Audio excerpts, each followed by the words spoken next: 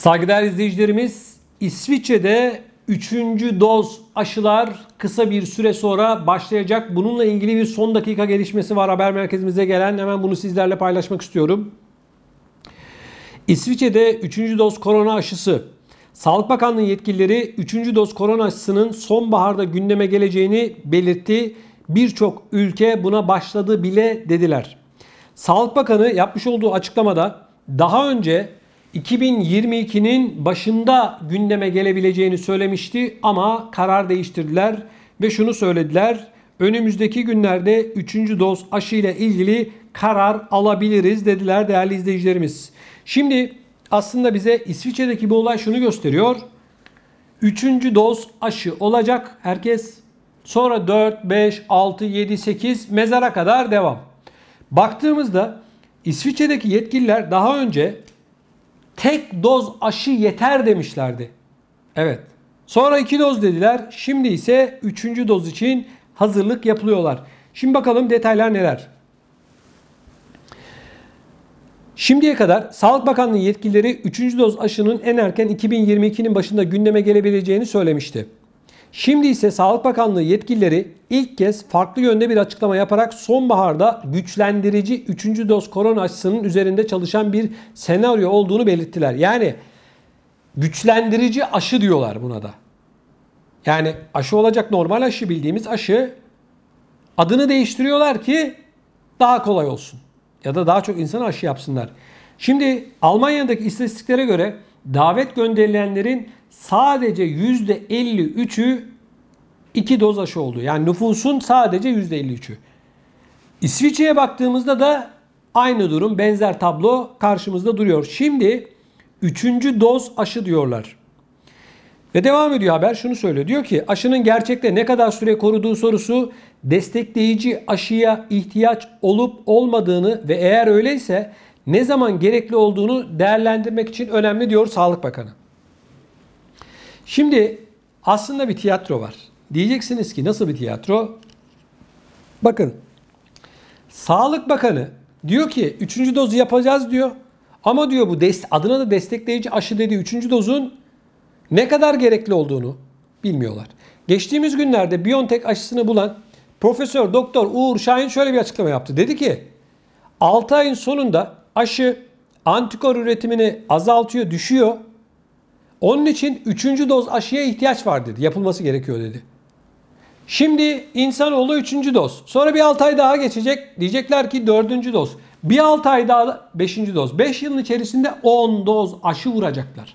Şimdi gidişat bunu gösteriyor. İsviçre'deki bu haber Sağlık Bakanlığı'nın da İsviçre'deki sağlık yetkililerinin de aşıdan bir haber olduğunu, durumu bilmediklerini ve önümüzdeki günlerde 3. doz aşıyla ilgili karar alacaklarını gösteriyor.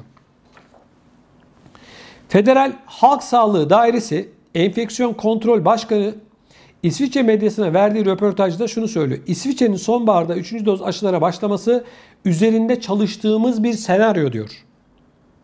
Ancak başkan yaptığı açıklamada bu kararın bilimsel veriler temelinde verilmesi gerektiğini vurguluyor.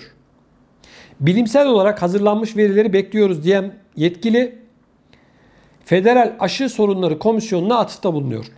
Federal Halk Sağlığı eski başkanı şunu söylüyor, diyor ki geçmiş hatalardan ders almalı ve İsrail'den gelen verileri ciddiye almalıyız diyor. 3. doz korona aşısı için zaman kaybetmemeliyiz diyor. İsrail'de değerli izleyicilerimiz 3. doz aşı ile ilgili karar alındı. 3. dozlar yapılmaya başlanacak kısa bir süre sonra. Lozan Üniversitesi'nden immünoloji profesörü olan Daniel Spicer şunları söylüyor. Diyor ki destekleyici aşıları ihmal etmemeliyiz. Diğer ülkelerden gelen verilere dayanarak risk gruplarına 3. bir aşı sunmamız daha olası hale geliyor. Verileri dikkatlice kontrol etmek için yeterli zamanımız var diyor. Yine devam ediyor. Aşı mevcut ve kantonlar 3. doz aşılarını hızlı bir şekilde uygulamak için hazır. Bir karar bilimsel olarak ne kadar iyi desteklenirse halk tarafından da o kadar iyi desteklenir diyor. Sonuç olarak İsviçre'de 3. korona aşısı için net bir tarih henüz ortaya çıkmış olmasa da 3. doz korona aşısının gerekliliği noktasında bir fikir birliğinin olduğu anlaşılıyor. Evet değerli izleyicilerimiz, İsviçre'de önümüzdeki günlerde 3. doz aşılamalar başlayacak. Hayırlı uğurlu olsun diyoruz. Peki bu aşılarla ilgili hiç kimse şunu sorgulamıyor. Bu aşı kararı alıyorlar ya 3. doz.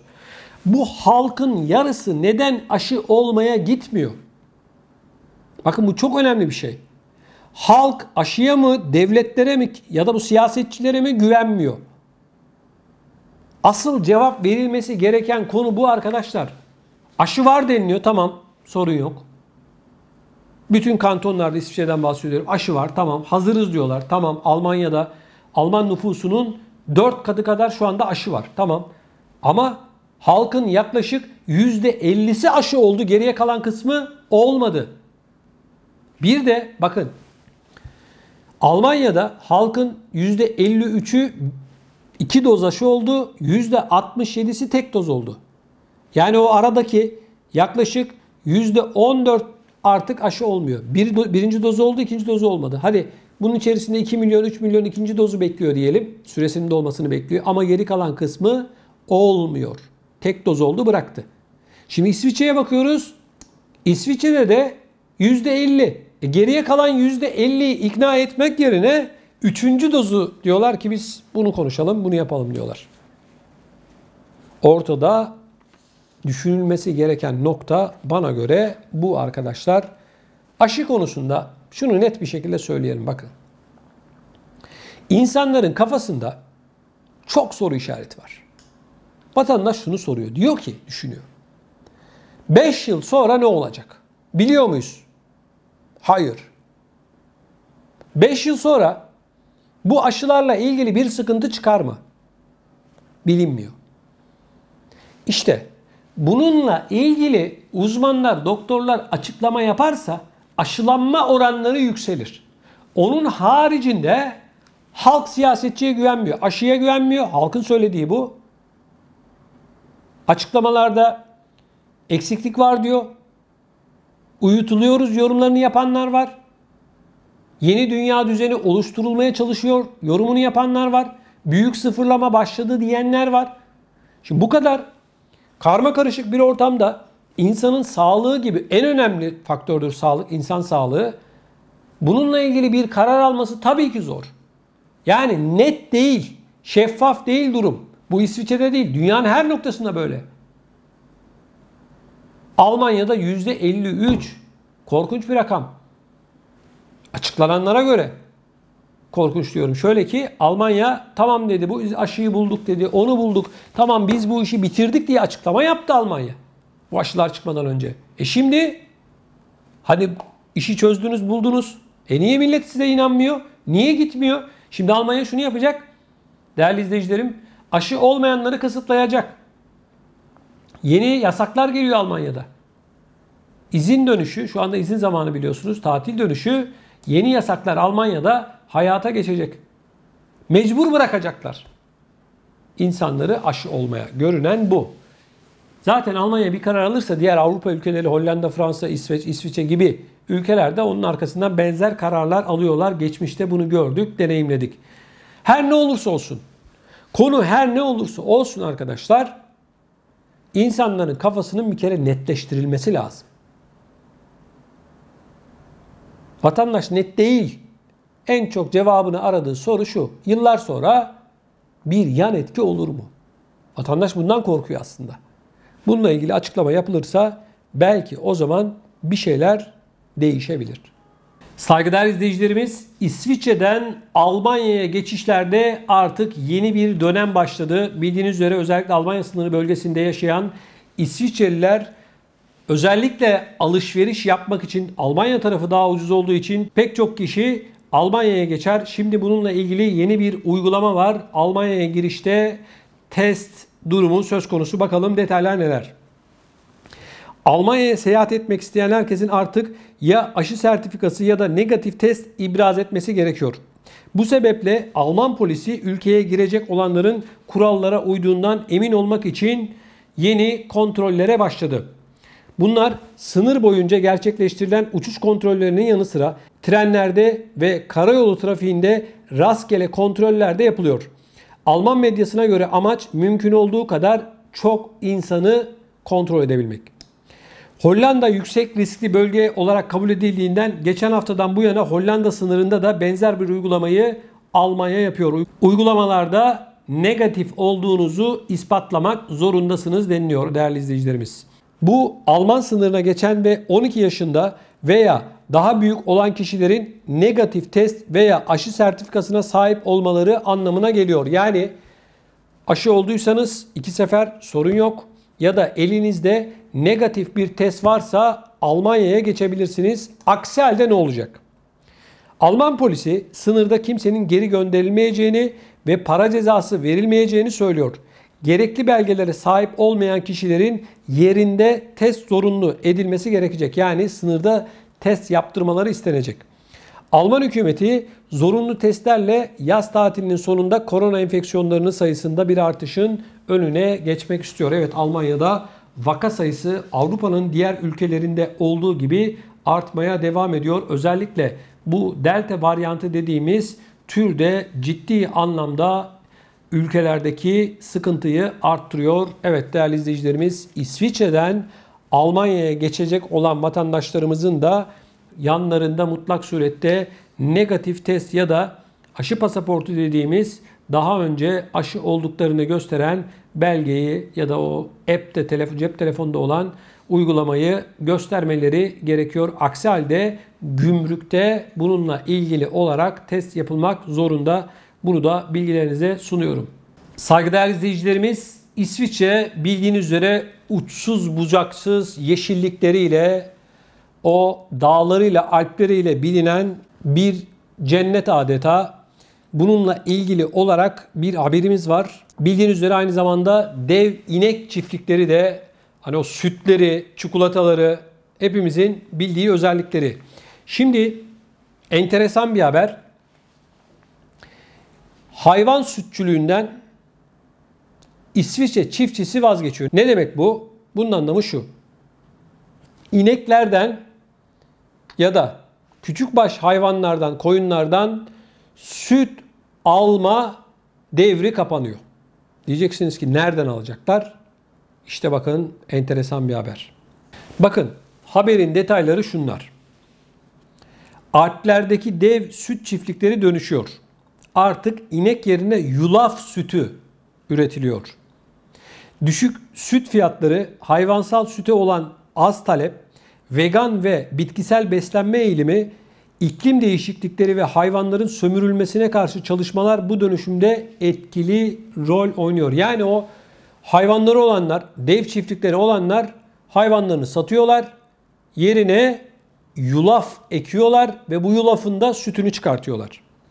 Sağım yerine hasat toplamaya başlayan çiftçiler organik yulaf sütlerine hemen müşteri buluyor ve büyük market zincirleriyle anlaşmalar yapıyor. Sadece talep değil, İsviçre'nin 2022 tarım politikasında da bu yönde değişiklikler var.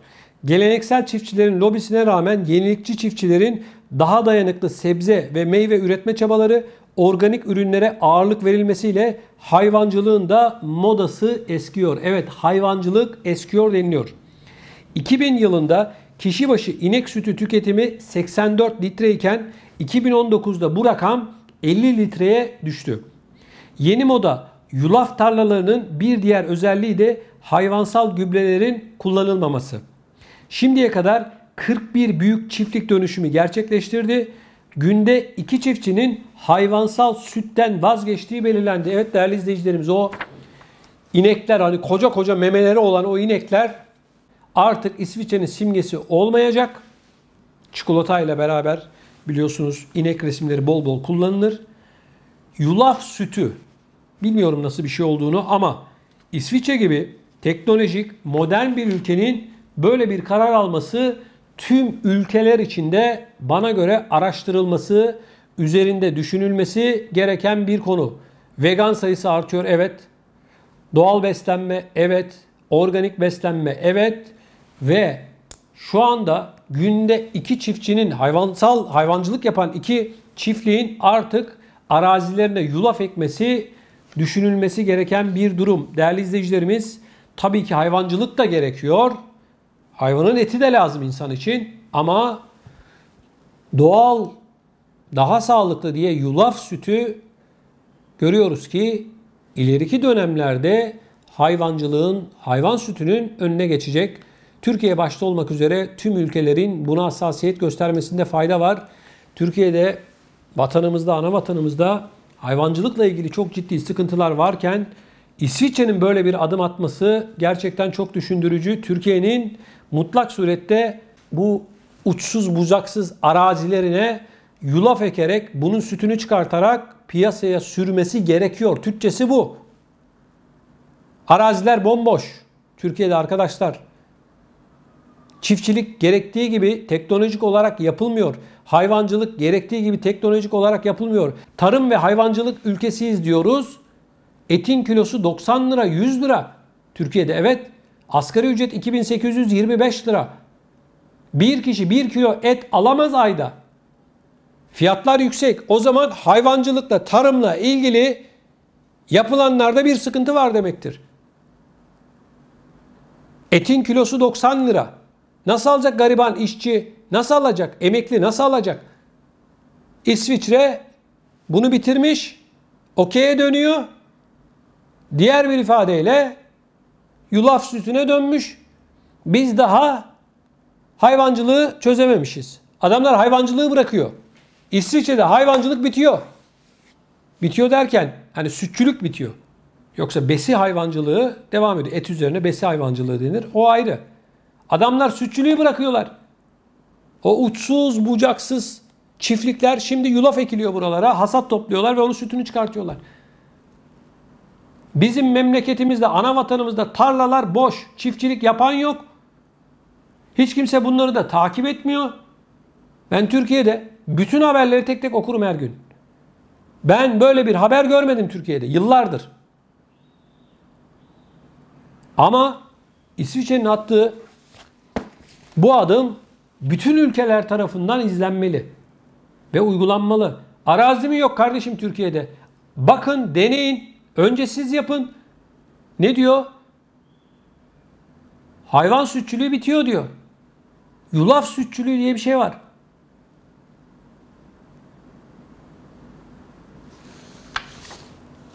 Ben Tarım Bakanı olsam Türkiye'de İsviçre'den 500 adım ileri giderim. Hemen uzmanları gönderirim. Gidin bakın bu adamlar ne yapıyor?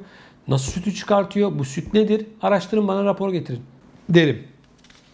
Ama görüyorsunuz İsviçre tarım politikasını değiştiriyor bunun için. 2022 yılında teşvik verecekler belli.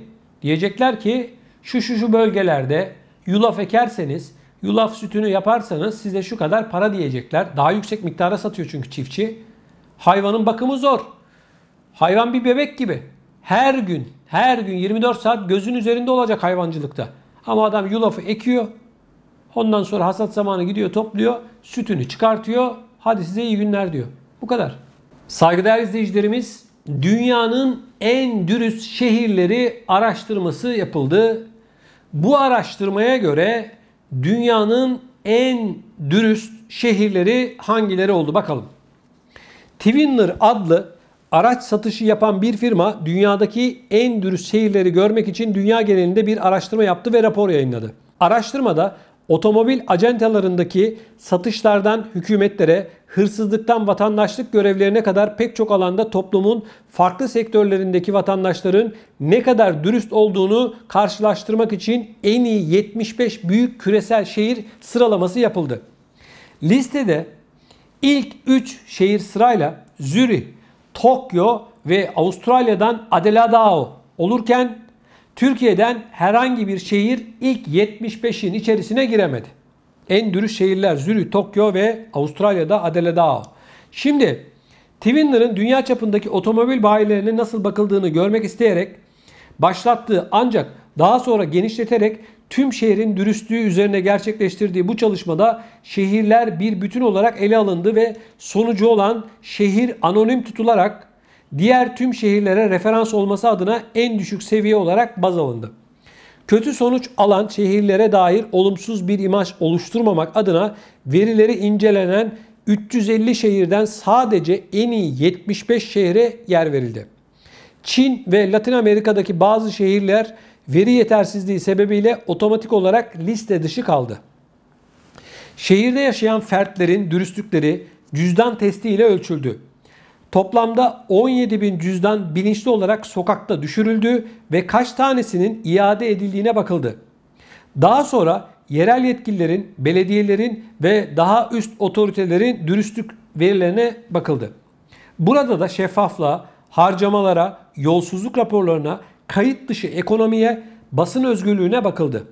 Ayrıca şehirde yaşayan kişilerin komşularını nasıl değerlendirdiklerine ilişkin de anketler yapıldı.